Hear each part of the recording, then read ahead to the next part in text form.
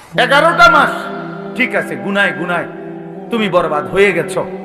11 মাস আমারে ডাকতে সময় পাও নাই, ঠিক আছে। এখন যদি ভুল বুঝতে পারো তো বান্দা ঠিক আছে, 11 মাস থেকে কমাইয়া আইনা আমি 1 মাস তোমার কাছে সুযোগ চাই।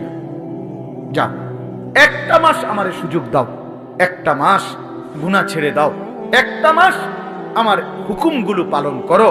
আমি 1 মাসেই লাআল্লাকুম তাত্তাকুন মুত্তাকি বানিয়ে দেব, জান্নাতি বানিয়ে দেব। তবুও যদি কদর না করো তো আল্লাহর নবী বলছেন, জিব্রাইল এই জন্য রমজানের লাস্টে আইসা জিব্রাইল বলছে, ইয়া রাসূলুল্লাহ, এত বড় রমজান পেয়ে ইফতারের নেকি, সেহরিতে নেকি, তাহাজ্জুদে নেকি, তারাবির 20 রাকাত নামাজে নেকি, শেষ দশকের এতেকাফে নেকি, সবে কদর তালাশ করার দ্বারা নেকি, জিকির করার দ্বারা নেকি, তেলাওয়াত করার দ্বারা নেকি, দোয়া করার দ্বারা নেকি, কাউকে সামান্য ইফতার করাইলো নেকি, এরপরে একটা নফল একটা ফরজের সমান, একটা ফরজ 70টা ফরজের সমান।